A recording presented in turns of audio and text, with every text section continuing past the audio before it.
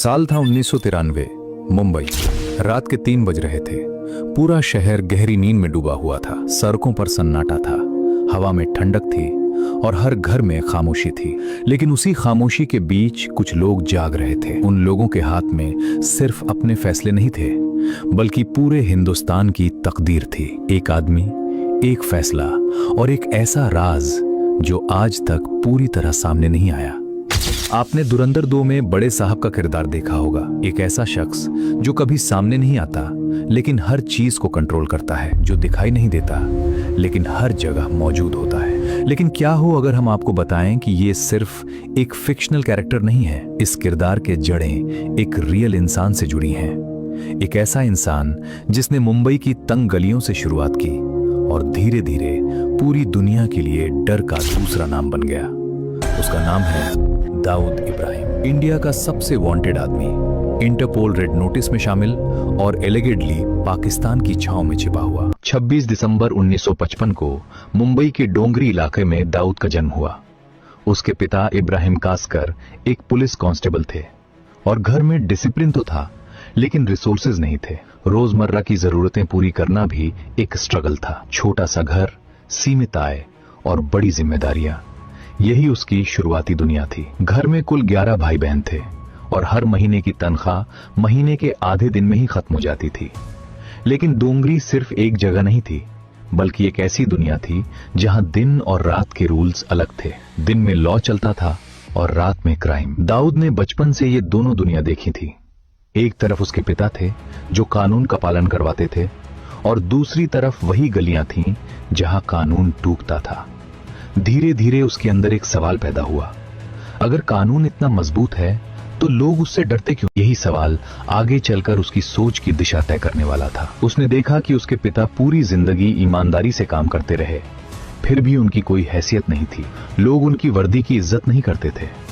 लेकिन डोंगरी के कुछ और लोग थे जिनका नाम सुनते ही माहौल बदल जाता था। स्कूल की पढ़ाई शुरू हुई लेकिन ज्यादा समय तक नहीं चली। किताबों से ज्यादा उसे बाहर की दुनिया खींचती थी। वो देखता था कि कुछ लोग बिना जॉब के भी अमीर हैं। कुछ नाम ऐसे हैं जिन्हें सुनते ही लोग रास्ता बदल लेते हैं और कुछ लोग ऐसे हैं जो पुलिस से नहीं बल्कि लोगों के दिमाग से राज करते हैं। इसी दौरान दाऊद ने एक बात समझ ली, इस शहर में रिस्पेक्ट कमाई नहीं जाती, बनाई जाती है और उसे बनाने का सबसे तेज तरीका है डर। उसने क्लासरूम के बजाय गलियों को अपना असली स्कूल बना लिया। हर दिन कुछ नया सीखता था, किसे कब कैसे हैंडल करना है और किस सिचुएशन में चुप रहना है।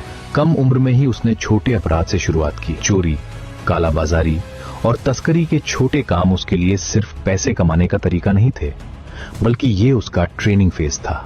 हर छोटे काम के साथ उसका कॉन्फिडेंस बढ़ता गया और हर नए कॉन्टैक्ट के साथ उसका नेटवर्क मजबूत होता गया। धीरे धीरे वो इस दुनिया को सिर्फ देख नहीं रहा था, बल्कि उसका हिस्सा बनता जा रहा था। उसकी सबसे बड़ी खूबी ये थी कि वो कभी जल्दबाजी नहीं करता था। हर कदम सोच समझकर उठाता था।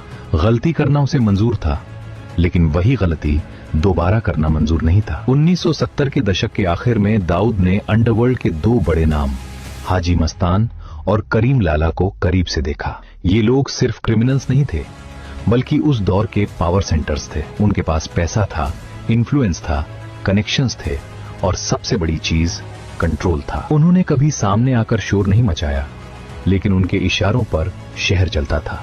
हाजी मस्तान की एक खास बात थी, वो फिल्म इंडस्ट्री में इन्वेस्ट करता था और पॉलिटिशियंस के साथ उठता बैठता था। यही मॉडल दाऊद ने अडॉप्ट किया, लेकिन उसे और मजबूत बनाया। उसने समझा कि क्राइम को बिजनेस की तरह चलाना होगा, इमोशंस नहीं, लॉजिक चाहिए।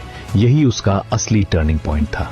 उसने तय कर लिया कि वो सिर्फ इस दुनिया का हिस्सा नहीं बनेगा, बल्कि एक दिन इस पूरी दुनिया को अपने हिसाब से चलाएगा। वो एक ऐसा सिस्टम बनाएगा जहां डिसीजन सामने नहीं बल्कि पर्दे के पीछे लिए जाएंगे और वही डिसीजंस शहर की दिशा तय करेंगे।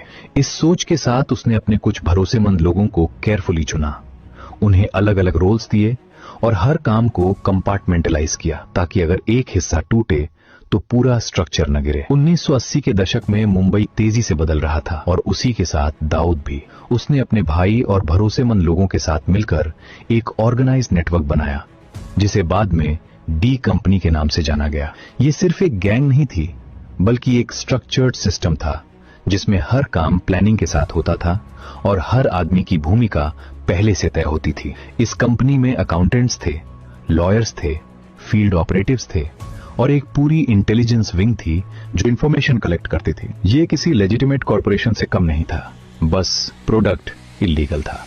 तस्करी, वसूली और सुपारी लेकर हत्या करना जैसे कामों को एक बिजनेस मॉडल की तरह चलाया जा रहा था।